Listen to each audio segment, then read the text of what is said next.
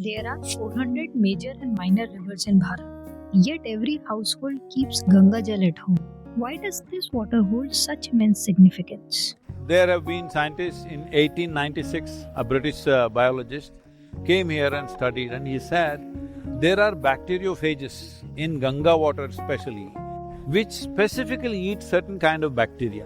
And they found particularly the cholera bacteria, cholera was rampant everywhere, but on the Ganga banks they found it would not take such a toll as it was taking elsewhere. When they checked it, they found there are specific bacteriophages which eat only cholera bacteria. And how this is happening, this is conjecture, nobody really knows this, why they are here. They are there in many rivers, but here there are many more like that. Bacteria are eaten up. So this is why the water remains fresh. Ganga Jal, you take it and keep it in your home, it remains fresh for years. People keep it, when they're young, they take it, and when the moment of death comes, they want Ganga Jal. They kept it there and it stayed fresh. When the British were sailing, when they realized this, always the British ships were loaded with Ganga Jal, because for the 3-month journey, that was the only thing which would remain fresh. Otherwise, after a month, they'll be drinking dank water. So they had Ganga Jal. When Akbar went on military expeditions, sometimes which lasted 8 to 12 months, for his personal use, he took only Ganga Jal.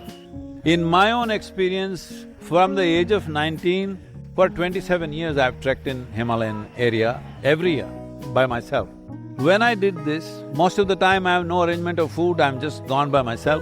Most days when I'm trekking, just I drank water and walked 14, 15 miles in the… kilometers in the mountains, climbing, just with water, and you never felt fatigue or anything, because it has that kind of thing. The explanations that the people are giving is because some part of the water is coming from deep crevasses in the glacier, it may be bringing out viruses which have been stored in the permafrost there. It may be coming out. This is just conjecture, nobody really knows this, but people have to find a logical explanation for everything.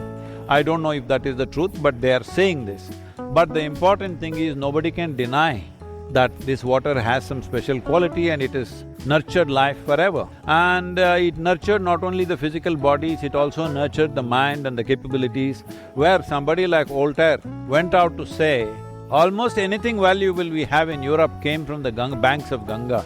He says astronomy, astrology, spiritual processes, everything, mathematics, everything came from the banks of Ganga.